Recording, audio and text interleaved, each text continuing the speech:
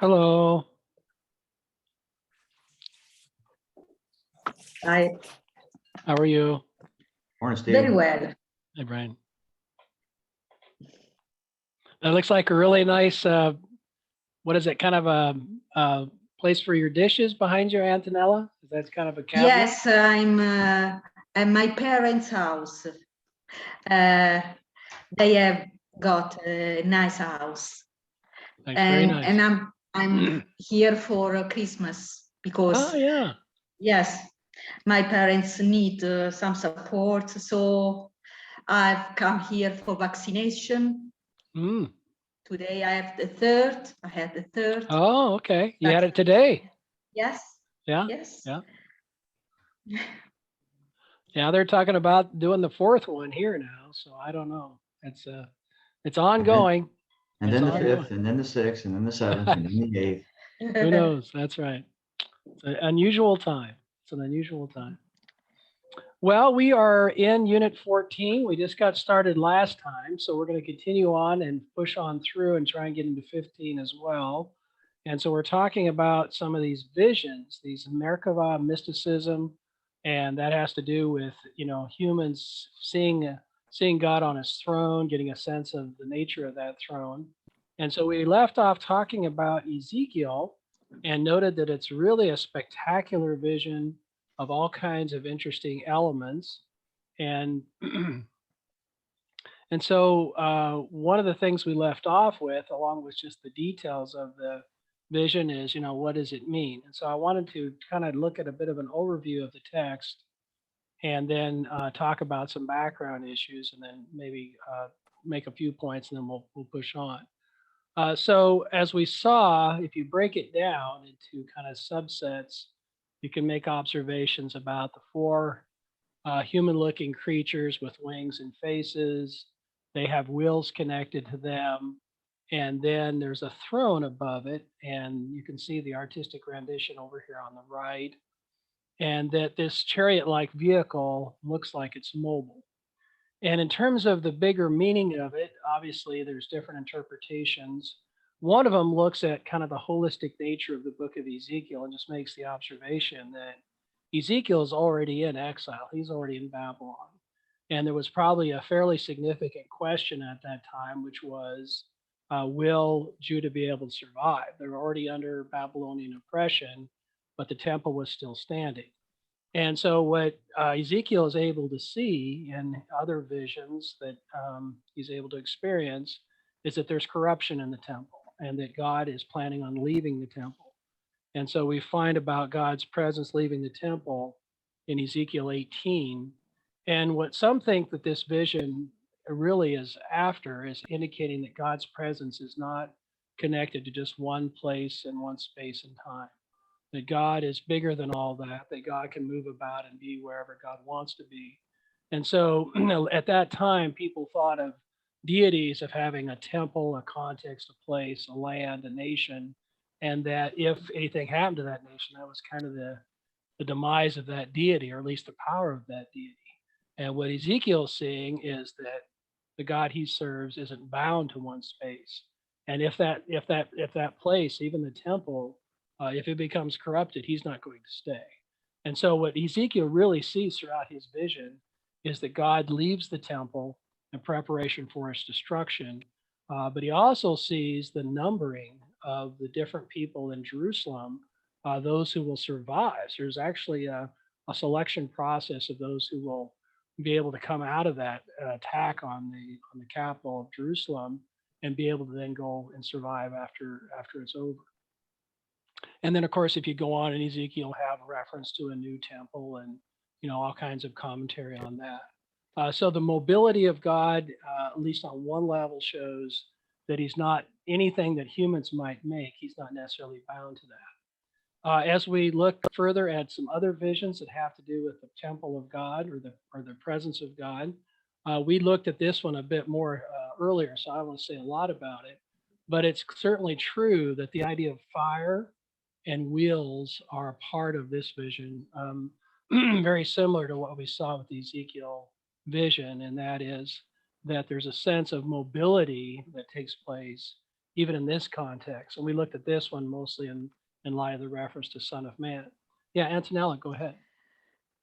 The mobility, you told us to make a research. Mm-hmm. And I think that the mobility is the will of God. Can it be? And also, I studied that the various phases can be seen as the four evangelists. Okay, I think that's interesting. Some go that direction. Some think of them as representing the created order, humanity. Yeah, that's very nice. Thank you. So the will of God is being connected to mobility. God's will can be wherever it needs to be. I think that's a nice image. Okay, so the idea of the mobility of God in Ezekiel and in Daniel gives us some idea of how the ancients were trying to conceive of God very much differently than the culture and the time of their day. We also have seen that this idea of the Son of Man, a second being caught up next to God, is a part of this early literature, and so that's something we looked at earlier. And then the idea of a human-like figure on the throne, as well as one like a Son of Man, those two together creates a bit of a duality. And that duality, as is noted down here in this lower text, is a bit of a problem for both Christianity and Judaism. Christianity, of course, wants to push further into a Trinitarian view, and Judaism, of course, wants to pull back more into a monotheistic view. So the Merkabah mysticism that presents these amazing, experiences that these individuals have, what they see in this other world, there are things that they see in that context that are hard to process and hard to explain when it comes to more of a theological interpretation. Some other non-canonical texts that we can look at. We have these passages that we've examined for other reasons. We have this one in Enoch, and this is getting into a divine being or a angelic being called Metatron, a great angel. And so this is the context in which Rabbi Ishmael asks him, "What is your name?" He replies, "I have 70 names, corresponding to the 7 nations of the world, and all of them are based on the name of the King of Kings. However, my king calls me youth."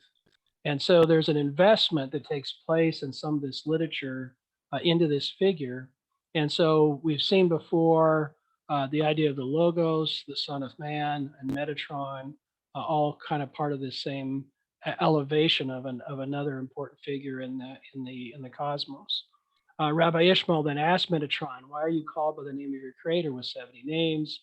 You're greater than all the princes, more exalted than the angels, more beloved than all the ministers, more honored than all the hosts, and elevated over potentates in sovereignty, greatness, and glory." So, of course, in this literature, this is non-canonical literature that's not been canonized either by Christian tradition or Jewish tradition.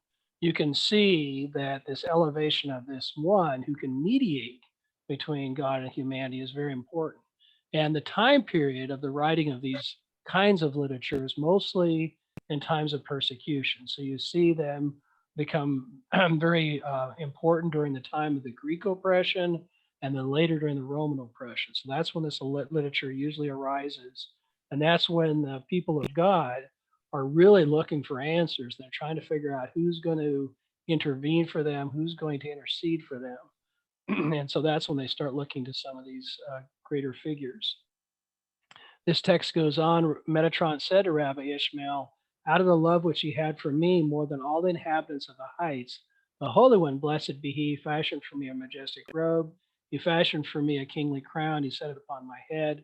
He called me the lesser Adonai. This is the divine name. In the presence of his old household, in the height as it is written, my name is in him.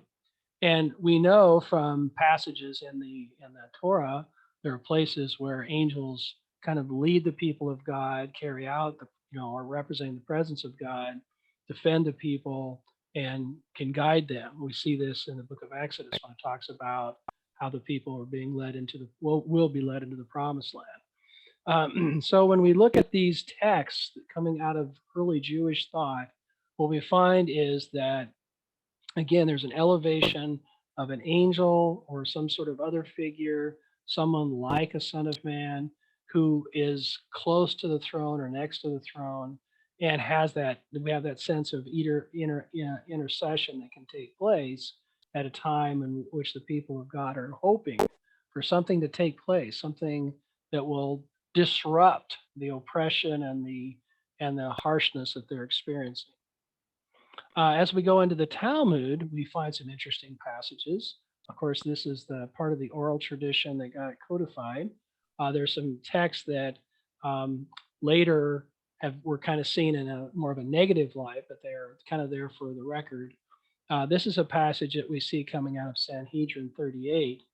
And what we find is a reference to one called a mean, which is someone who has a different point of view, a point of view that's seen as opposite or at a place where it shouldn't be, what we might call heresy.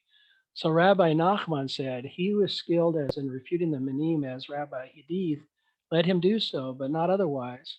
Once a min said to Rabbi Edith, it is written, and unto Moses he said, come up to the Lord, but surely it should have stated, come up unto me. So what the challenge here of the mean or the min is, why would there be a passage in which it says come up to the Lord if the Lord is the one who's making the request? Shouldn't it say come up to me? Who's making the request? Right? Who's making that statement? Is there another being there? Is that Metatron? Is that one like a son of man? Who's making the request to come up to me if it's not God himself? And if it's God himself, why would he refer to himself in the third person? We see that Metatron replies, whose name is similar to that of his master's, for it is written, for my name is in him. But if so, he retorted, we should worship him. All right, so Metatron responds to this and says, well, basically, I'm the one who called Moses up, and the the person who's got this heretical view, he says, well, if it's Metatron who's making the call, maybe we should worship Metatron. So he is kind of playing the devil. So the mean here is playing the devil's advocate, right? He's the one who's questioning why are things the way they are. Here are some passages where it looks like another, supernatural being is involved in an event, and who is this? What's their role? And if they're so elevated, maybe they should be worshipped as well.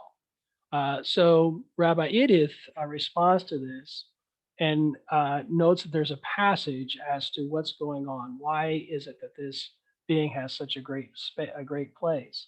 Behold, I'm going to send an angel before you to guard you along the way and to bring you into the place which I have prepared.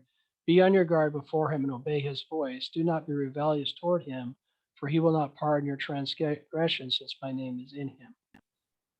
So that's the passage that I mentioned before, and you can see all the different aspects that are connected to the angel, and it's clear that the angel has been assigned to the people of Israel.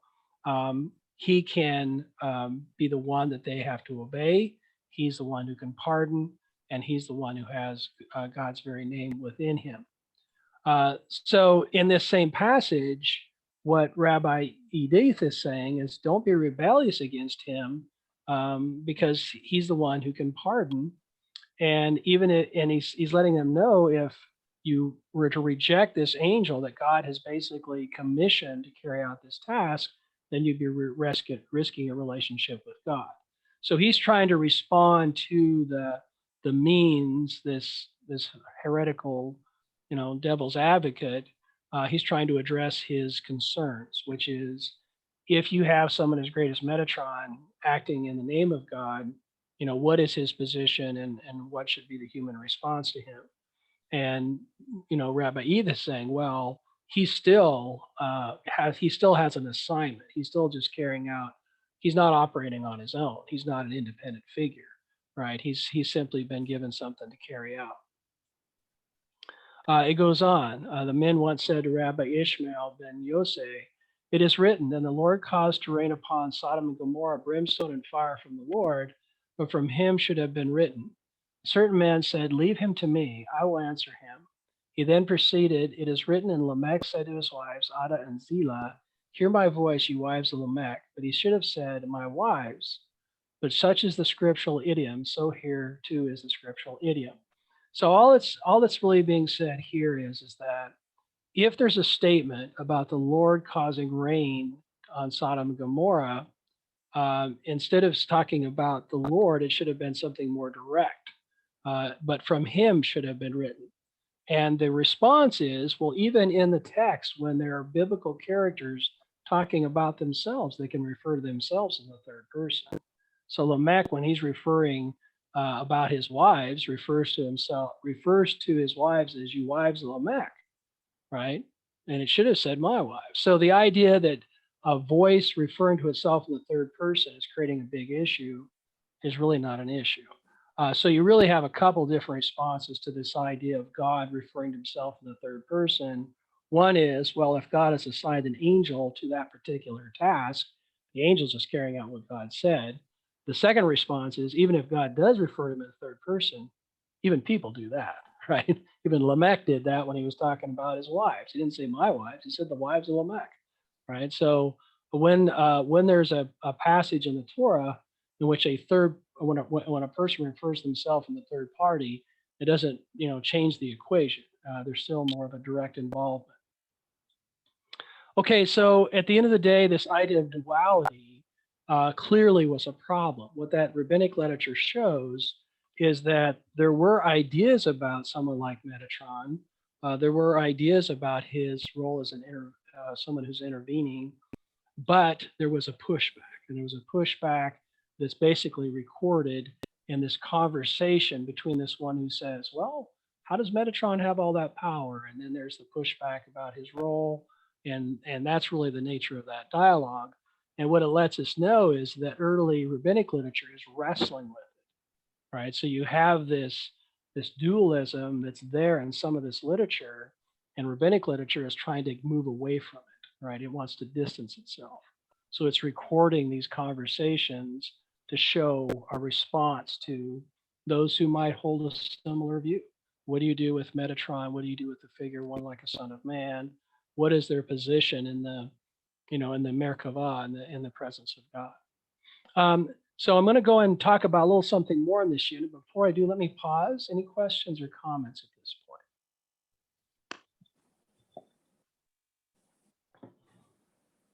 point? I wonder if Yeah, Crystal, go ahead. I just want to say real quick is that I have never gone into the names of Jesus or Yeshua. I've never gone into his names to see how many titles he had or how many names. But one thing I did notice in some of my studies and research is that sometimes people in the earth or on the earth, and especially in Israel, maybe in the other Arab nations as well, but sometimes they carry more than one name. And all these names sometimes create like a different aspect of that person or the desire that you place in that person. And this is very mystical because you're talking about not earthly things, you're talking about heavenly or spiritual matters that we don't really have a relationship with that. In a sense is that we can visit that. we can't go there, but we do we do have faith, we do have the word, the Bible, and we do have prayer. Mhm. And so I find it that I don't have and some people, like, especially sometimes in the Christian community, sometimes they have, those that I've spoken to have a real, they don't like to talk about these real mystical aspects of the kingdom. So, but I find this very fascinating. He had 70 names. And even in the New Testament, that he will have a new name, Mhm. even. I'm talking about Yeshua. I'm talking Right, about, right, okay? right. So I'm glad, I'm sorry I missed the last two classes, but this is very fascinating and you presented it really well. Oh, well, thank you It's for given that. me, yes, it's given me other things to think about. Well, I often think of, really doesn't matter when you're talking about Judaism or Christianity, there's a mystical kind of a side room, if you will, right? So there's Jewish mysticism, Christian mysticism, all kinds of literature and those who have wanted to connect in a different way. And so this kind of gives us some insight into some early Jewish ways of doing that about the time of Jesus. Yeah, Liz, go ahead.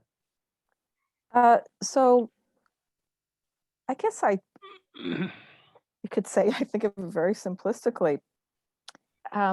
We all have multiple names too, based on our community, correct? So I've watched my children have nicknames given them by peers in grade school. Those names changed in middle school, they changed in high school, and then as they struck out as adults, they shed some of those names and preferred different. I also think that along the aspect that people are writing down their experience with God, everybody's experience of God is different, and the emotion Yeah. attached to that experience would produce a different type of name. So if it's more of a domineering Mm, or more of a compassionate, the names would reflect that. mhm. And according to your last comment, Stephen, the depth and the breadth of God is so unimaginable that also gives credence to the volume of names that are available for us to relate to this entity on. Yeah, thank you for that. Very That's good. I like the way you said that. I think it's helpful to think of kind of the multifaceted nature of God and how we interact with God, even within our own lives in different periods and times when we're going through maybe a tough time or a time of rejoicing or kind of our own way of coming at God changes even as we think of God in different ways. Uh, and I think what's really helpful about the apocalyptic literature is sometimes you sense the kind of almost the desperation of people who are so oppressed on earth. They're looking for some other aspect to embrace because they don't know where to go, right? There's no escaping the power of Rome. There's no escaping, the brutality of Greece when they were in control. So they're kind of projecting as well as looking and hoping for something. Okay, well, let me press on. Something else I wanted to look at, and that is we do have some interesting texts about those who have tried to have this experience with the Merkava. And there's an interesting passage here from Hagiga 14b, and this is the opening text. Our rabbis taught 4 men entered the garden, namely Ben Azai, Ben Zoma, Aher, and Rabbi Kiva. So the first two are rabbinic students. The next one is the one who became, what's considered a heretic. Rabbi Akiva is a very important, well-known figure, accepted in his time. And the garden is a term for the heavenly realm. All right. So what happens to these four according to this text? Rabbi Azai cast a look and died, right? So he couldn't handle what he saw. It's somewhat similar, or I think of a passage in Isaiah 6 where Isaiah sees God on his throne and, realizes he shouldn't be seeing this and feels like it's going to kill him. Banzoma looked and lost his mind. And this is something that you'll hear practitioners of, particularly in Jewish mysticism, warn people about, that you have to have someone guiding you, a mentor, and you have to be careful. You can go into these very deep, kind of contemplative places, and you need somebody to kind of bring you back. And a hare mutilated the shoots. We'll look at what that means. He did something he shouldn't have done. And Rabbi Akiva came back okay. So he was ready to experience this, and he was able to come back as himself because he was mature and had that capacity. And that's something else you'll hear, at least in Jewish context, about Kabbalistic approaches. You have to be someone who's advanced in study and has a mature faith. So when it talks about a hare mutilating the shoots, he basically challenges some things that he saw up there. And so what he saw was that Metatron was able to sit. And so he says, he sit in heaven, sit in this place. He said, it is taught as a tradition on high that there is no sitting and no emulation and no back and no weariness. Perhaps, God forbid, there are two powers.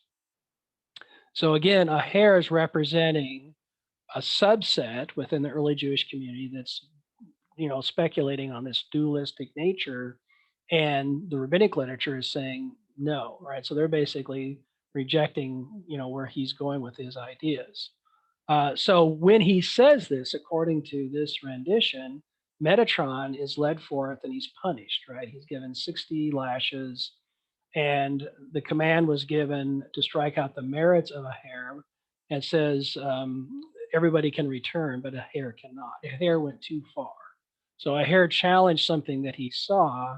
Instead of just being kind of impressed by it and maybe taking something from the experience, he tried to insert himself. He disrupted something, and then the price was that he could not be forgiven.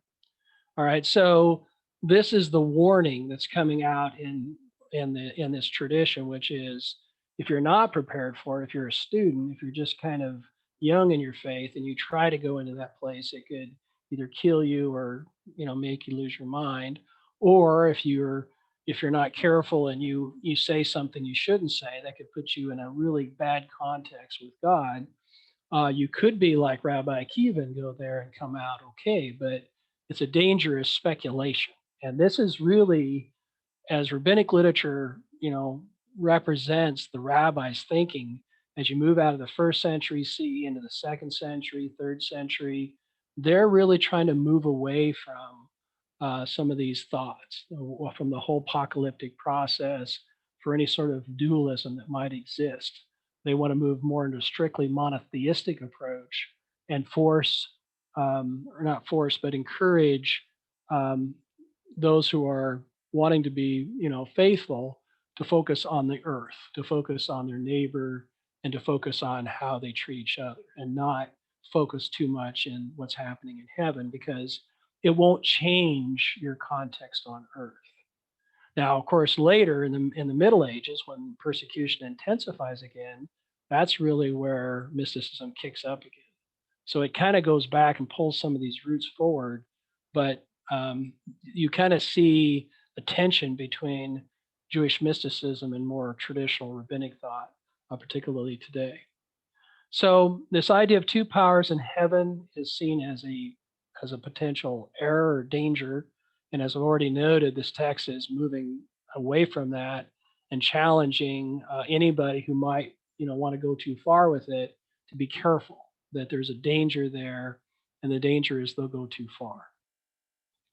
So these texts like Ezekiel and Daniel, they lay a foundation, but they only go about so far with it. And then these other texts, this intermediary literature between the destruction of the first temple and the destruction of the second temple, and a little bit beyond, that period of time is when you see these other apocalyptic writings generated, which go further than Ezekiel and Daniel. Okay, so let me go ahead and pause this. As I'm moving over to the next unit, let me open it up. Any questions or comments as we're getting ready to transition into the next unit? Any questions or comments?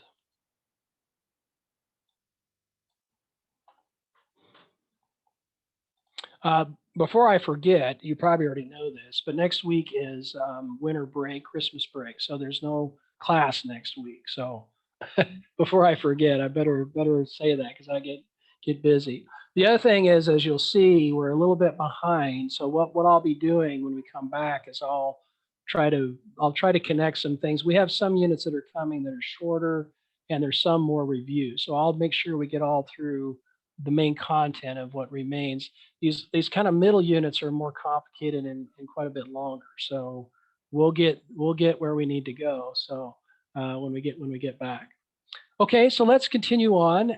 We've been just kind of looking at, prophetic text, apocalyptic text in the Hebrew Bible. We've looked at some non-canonical texts, and that's kind of setting us up now to look at the revelation of John in the New Testament. So some of the things we're going to be looking at are some common approaches, and of course this is huge because how you decide to come at the book will ultimately, lead you to observe some things versus others. We'll look at some of the symbolism. We'll look at how the heavenly message is communicated, and there's a certain pattern to how it's done, which sets it apart from prophetic text. So sometimes, one might look at a book like Daniel and a book like Jeremiah and say they're kind of the same thing. They're not classified the same way. One's apocalyptic, one's prophetic, and so we'll look at some of the differences. We'll look at some of the heavenly beings again, but we won't spend a lot of time there since we already have, and then some messianic descriptions. So some common approaches to the book of Revelation.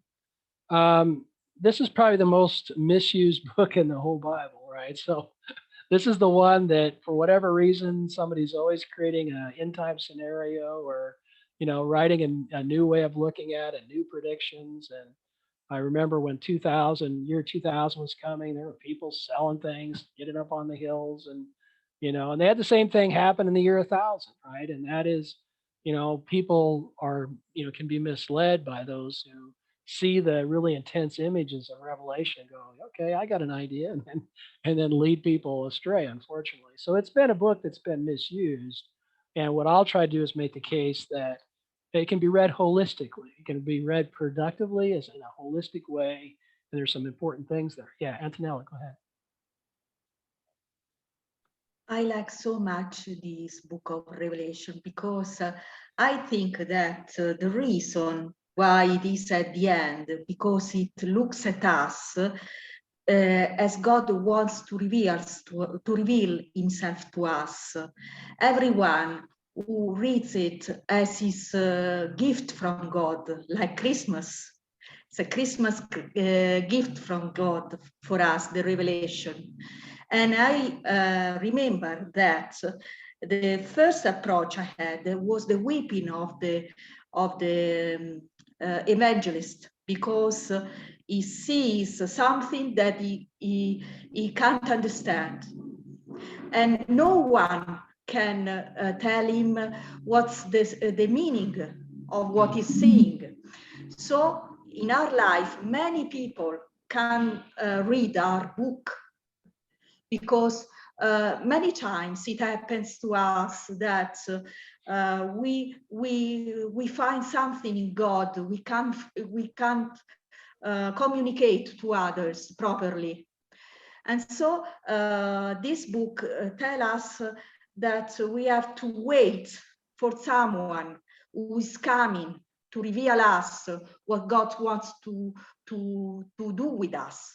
Yeah, that's very nice. Thank you. Thank you. Yeah, I like what you said about there's things that we experience in our own faith that it's hard to explain to somebody else. I've certainly had a number of those where, you have a strong sense of it, but how do you put it in words that other people understand? All right, so the common approaches to Revelation, I'm going to share 4 of the main approaches. There are others, and there's some that are, taken kind of choose a bit here and there. The idealistic approach is basically looking at it as a complete work that's telling a story in symbols and images, and it's not trying to connect it to anything historically, any sort of historical event, either past, present, or future. it's not denying that there might be some. It's just not looking for that. It's trying to read the book of Revelation from the beginning to the end and just see what is the story that's being told and what are some of the lessons that can be learned about good and evil and overcoming evil, right? So it's more in a symbolic, thematic sort of approach, and much more focused on the literary elements just as they stand versus connecting them to some sort of historical reality. The futurist approach is taking pretty much the whole book as a blueprint for what's going to happen at the end of time. So it can acknowledge that some of the things in the book of Revelation might be relevant to the past when it was first written, but it mostly is looking for here are the things that are going to happen. And you certainly see a number of interpretations that go that direction. They pull passages out of Mark chapter 13, out of Daniel 7, Daniel 9, different things out of the book of Revelation, and they kind of reconstruct a timeline for this will happen, this will happen, this will happen, right? So Revelation is usually when it's used this way, it's not read so much holistically as it's used as kind of proof text, right? So this verse, and then reorganize it. So the futurist approach has the benefit of pointing out certain things that look like they're clearly aimed at the end of time, particularly as you get towards the end of the book of Revelation. It has a disadvantage, perhaps, or perhaps the weakness of trying to prove other details can be connected in the way that they're connecting them, particularly when you're pulling from other books and making a new timeline. The preterist view is pretty much the opposite. So the preterist view would be everything in the book of Revelation, except for maybe a few details, is about John's time and day. It's about the Roman Empire. It's about believers having to struggle with the suffering and the oppression that they're experiencing. And it's not about the future primarily. It may have a few things towards the future, but mostly it's about believers suffering in the late first century, early second century, and how they're going to be able to overcome that. The historist view is that it's a book that encompasses world history, mostly European history, from the time of John to other key events and leading up and including the end of time. So this one, there's some pretty sophisticated interpretations that try to connect different aspects of the book of Revelation, particularly to things happening in European history. There was a time when the European Union got started, there were lots of interpreters trying to connect things from the book of Revelation to those developments until the European Union got quite a bit larger than what people expected. And then that whole interpretive process kind of folded. So you can see these are, if you ever encounter that, maybe you already have, they're pretty detailed. Not everybody's convinced, not everybody would be convinced of some of the connections that are made, but there's certainly been a lot of investment in that approach. What we do know is that when it comes to the capacity to, unfortunately make a little money on this book, usually it involves focus on the future. It focuses on the idea of things that are prophetically told, which means there's a prophecy and it's going to come true, and there's a lot of details, right? So whether you're talking about the Left Behind series, which was a huge book series, what turned into movies, they sold a lot of books for that. Um, a lot of these are really focusing on certain images. I saw supposedly it was supposed to be a documentary, but it went, oh, the Book of Revelation starts with the four horsemen, and they dramatize the four horsemen. Well, it doesn't start with the four horsemen. That's chapter 6, right? So and they show up in about this much of a passage, and then you don't hear about the four horsemen again. So and the four horsemen are not the center of the Book of Revelation, but it reads well, right? And it's an image that's very graphic, and you can create that and put that up on the TV, and you got people there. Oh wow, I need to watch this. So I think the book has enough drama of its own without having to, pull certain passages out and make that the key to the book. So my encouragement has always been to folks is read the whole book. Don't just read part of it. Don't just read it piecemeal, jump here, jump there. Just see if you can make sense of it, reading all the way through. And I think one can. And we'll look at some different approaches to how to do that. as we're thinking about coming into the book of Revelation, it's good to remind ourselves of its connection, its roots. So texts similar to the book of Revelation, obviously portions of Daniel that we've already looked at. Ezekiel, Isaiah has some things, and of course the extra canonical books are there as well.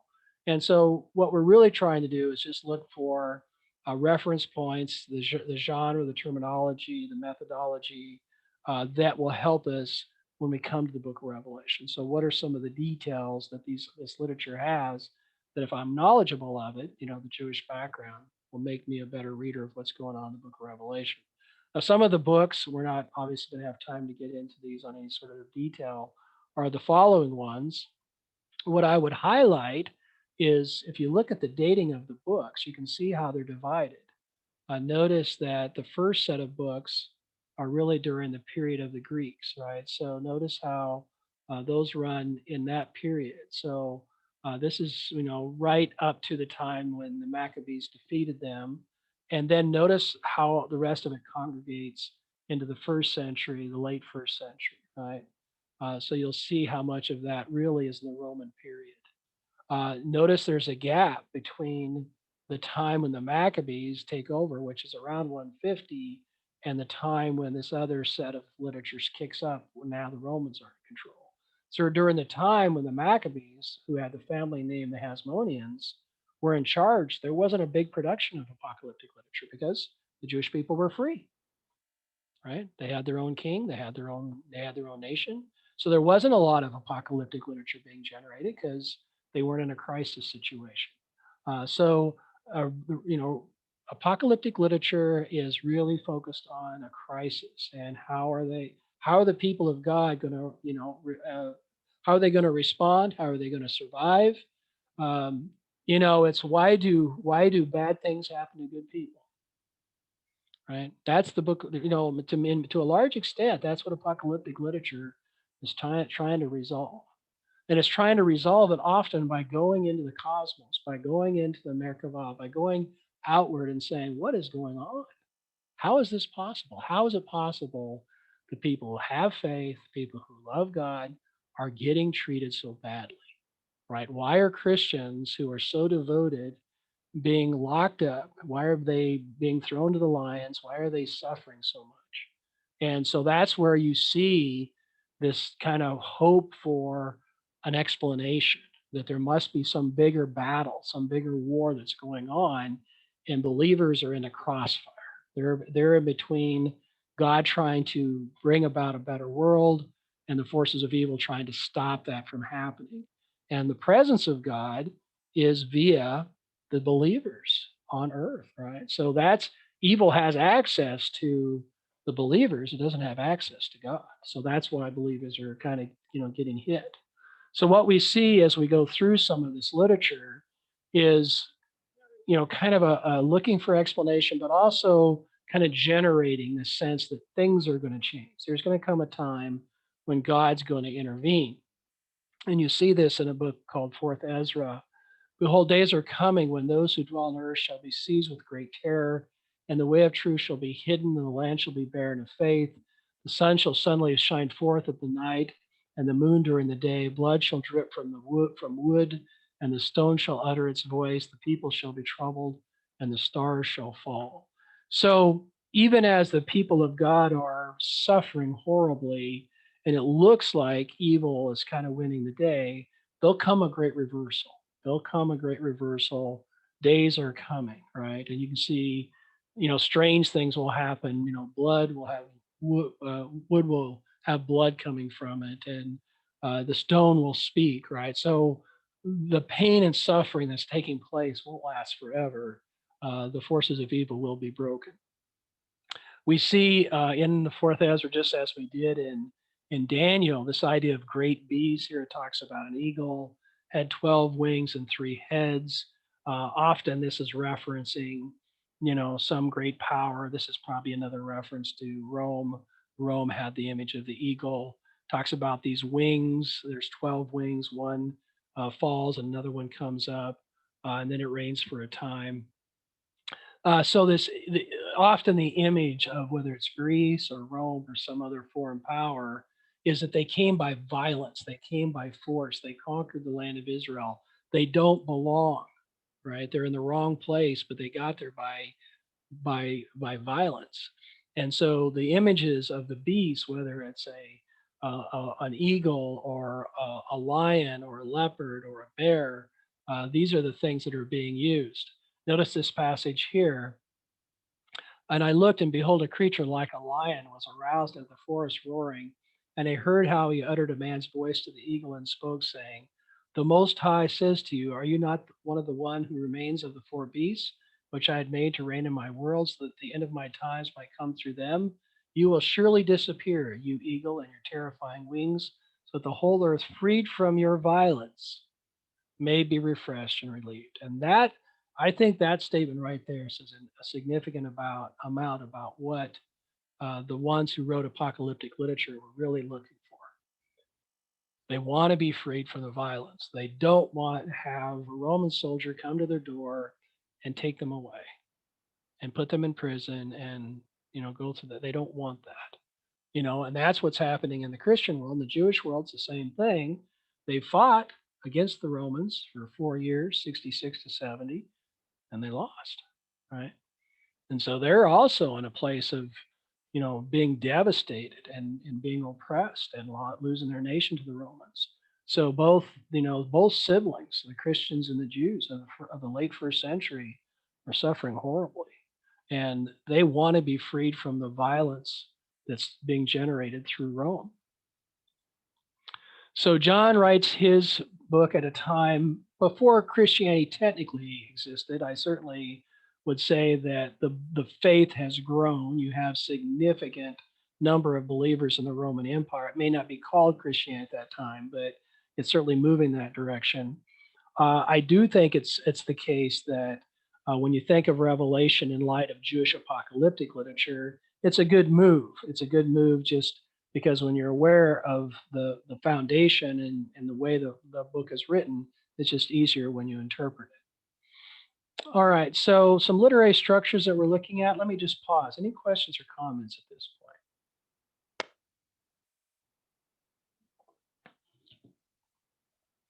We often think of Revelation as kind of by itself, right? Because it shows up at the end of the Bible, at the end of the New Testament, and it's so unique, right? I mean, even though we have a little bit of things similar in Daniel and Ezekiel, it's nothing quite like that book.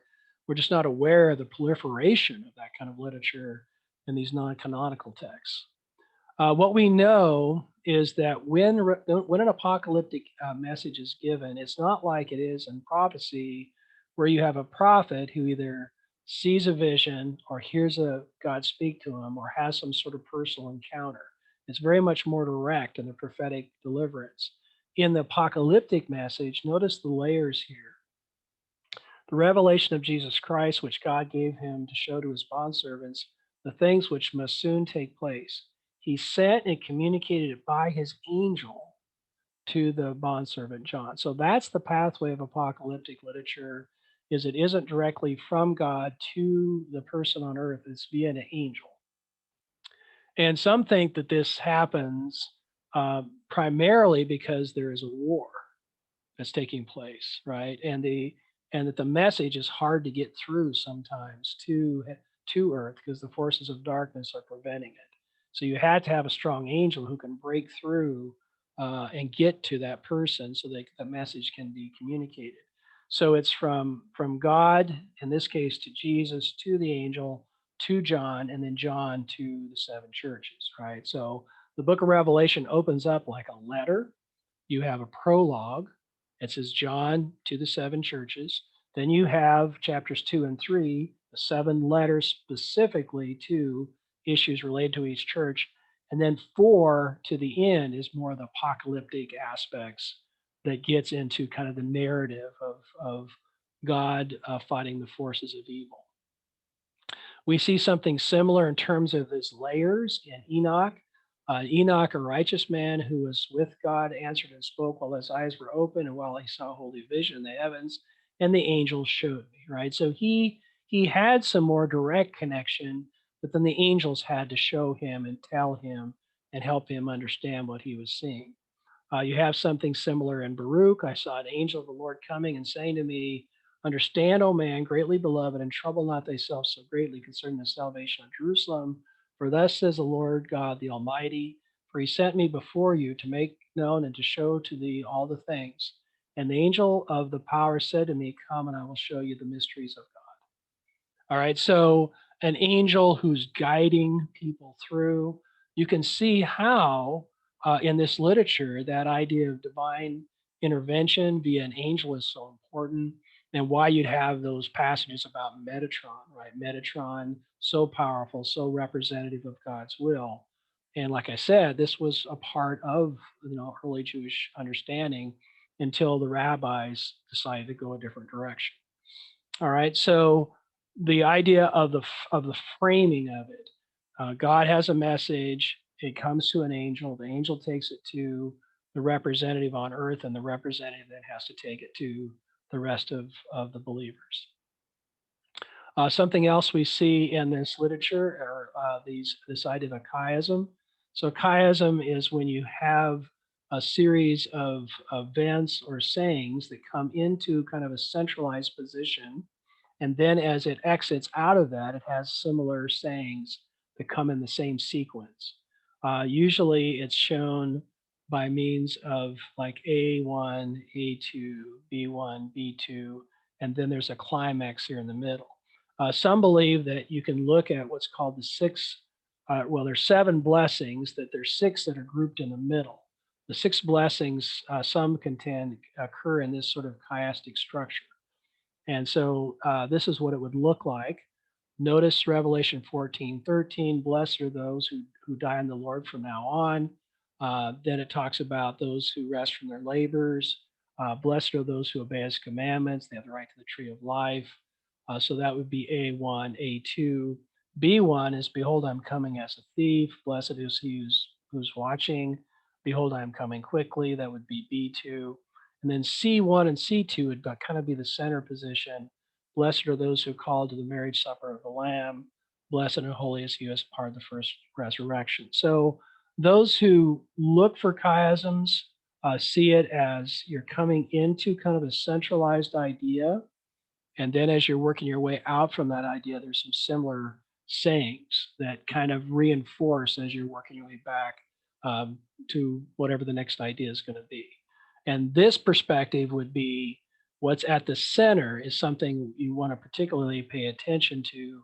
Of course, in this context, that would make sense given that it's pointing towards believers being fully delivered from the violence of Rome, fully delivered, fully engaged with God and no longer suffering. And so this, the new existence where heaven and earth collapse into one, as the book of Revelation is pointing out. Now, some scholars are not as, convinced about chiasms in terms of whether how much it, you can really work with it. Was it intentionally written in this structure? Is it just something more that one can see in the structure? So you have some who really, find them helpful, and some who don't necessarily so. But at least when there's an observation that one can make. Okay, let me go ahead and clear that. My view on chiastic structures is sometimes they're interesting. Sometimes they're pretty detailed. Sometimes I think they stretch a little bit and maybe not quite connect as well. A description of heavenly beings. We've done quite a bit of this. I don't want to spend a lot of time here, but we'll hit some of the highlights as we're getting closer to closure here. The idea of the Alpha and Omega, of course, a very powerful statement in the book of Revelation, the one who is and who was to come, obviously referencing God's eternal nature. Alpha, of course, is the first letter of the Greek alphabet. Omega is the last letter. And even the idea of God's name is connected to a verb to be. And some think that even within his name, you have a sense of beginning and end, right? The one who is, the one who was, and the one who will be. That's all embedded in his name, right? So his name has that is the name of existence.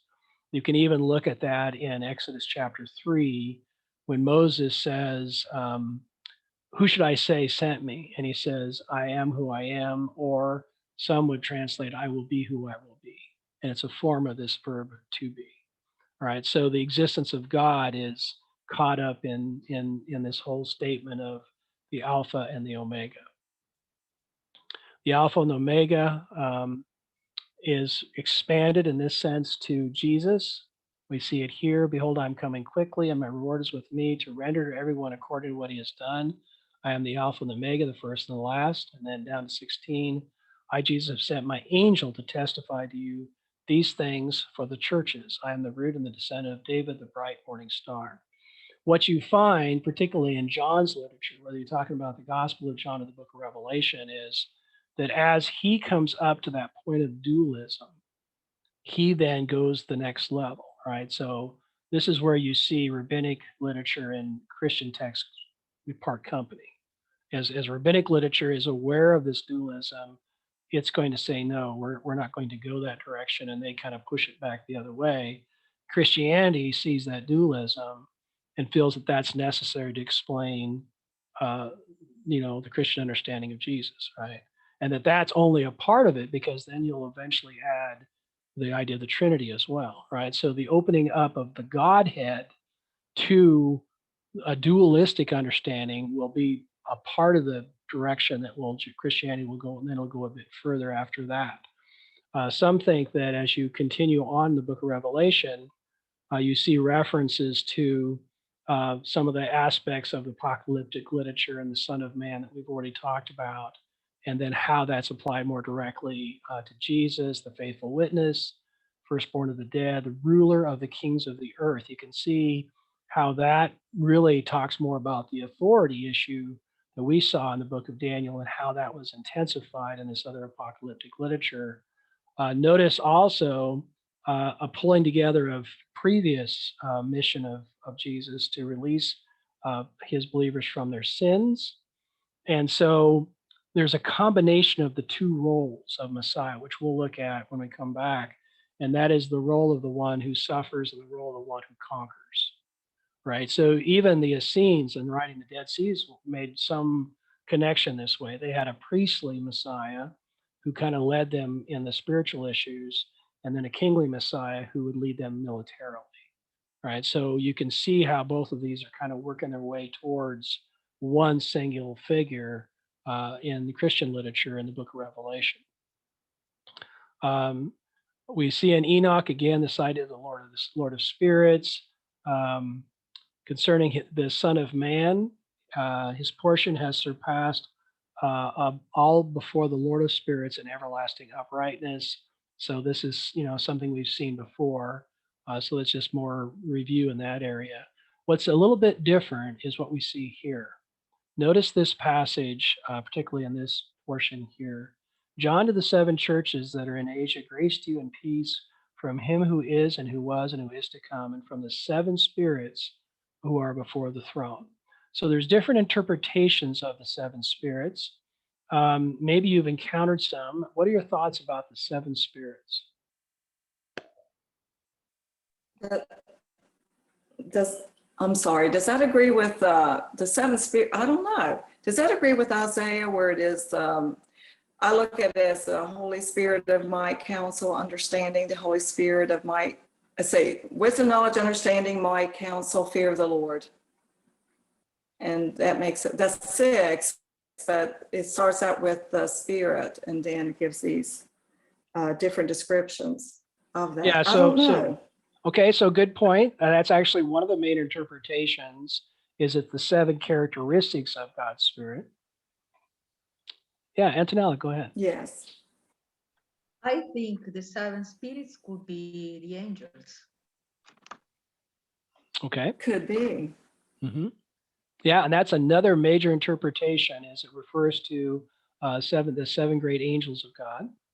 So we have the 7 characteristics of God, we have the 7 angels of God. Anybody else in terms of your thoughts on this before we move to closure?